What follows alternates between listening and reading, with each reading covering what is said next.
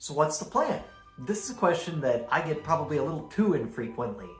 My business owner clients are very busy come towards the year, at the end of the year, and unfortunately, something that comes as more of an afterthought than it really should is taking advantage of year-end for a time for planning. What comes next in the year ahead? And today I want to talk about 3 quick hits that we can possibly use as business owners to best leverage the tools that are available to us and make sure that as we transition from one year into the next, we're taking the best advantage of what's in front of us. Hi, I'm John Norbert. Welcome to the Financial Prof Series. So 3 quick hits, 3 planning items as we transition from 2024 into 2025, right? So number 1, let's take advantage of our self-employed or employer-sponsored retirement plans. So this could be a SEP IRA or a 401k or a 403b. You know, as a business owner, you're probably contributing to some sort of retirement savings vehicle, and if you're not, then chances are maybe you should be, so let's talk. But with that, you've got plenty of opportunity throughout the year to contribute through regular payroll contributions. Come end of year, it's time to take a look, see if there's any leftover space that's not going to get utilized to get you to that maximum. And if it's been a decent year in the business, or if you've got some extra cash laying around, now's a perfect opportunity to take advantage of that tax advantage vehicle in your IRA or SEP IRA or 401k, whatever the case may be. In 401k, you're able to put away $23,000 this year, or if you're over the age of 50, you can put aside another $7,500 for a total of $30,500 with the catch-up contribution. We did another video recently about how the catch-up contribution is going to be changing come next year, so if you haven't watched that one, go back and watch that particular video. You're going to want to know what happens in 2025. Okay, so that's number 1, maxing out your retirement plan. Item number 2, so this is another big one that unfortunately gets kind of put to the wayside until later, right? But this is looking at your entity structure, your business, the way that it's formed. For instance, is it an LLC, sole proprietorship? Is it just, a sole proprietorship period? Is it some kind of C Corp that has been operating as a C Corp since time immemorial because, well, really we never looked at it and never decided it needed any changes?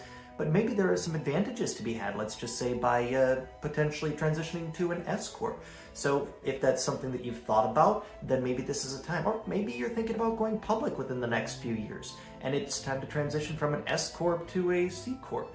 This is something that you ought to at least start that conversation with your legal and accounting and financial teams now, rather than waiting till, say, halfway through the year. Reason being, it's oftentimes easier to make these kinds of structural changes earlier in the year where there's not too much activity yet, rather than, say, halfway through the summer when not only are people on vacation, but you've got only half the year left to make any major changes needed. So again, number 2, taking a look at your entity structure or formation. And then finally, number 3. So this one also, kind of like that first item, the maxing out your employer-sponsored plan, has a strict deadline. So both items number 1 and number 3 on this list do have to be done by 12/31 to count for tax year 2024. But item number 3 is making any major purchases in the business. So again, let's say it's been a good year in the business. Let's say that revenues are up and your personal tax situation is likely to be a doozy come the next tax payment, right?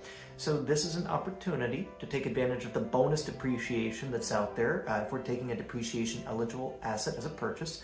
Right now in 2024, that is going to be 60%. Next year, it's slated to go down to 40% bonus depreciation. So for eligible purchases, that means that you can write off 60% as bonus depreciation this year in 2024, but you've only got a very short period of 2024 left to make those purchases. So if you've been thinking about something but haven't quite pulled the trigger and you're wondering, should I do it this year? Should I just wait till next year? Remember that again, bonus depreciation does go down next year. It's not alone reason enough to make a purchase, especially if it's not an item you need.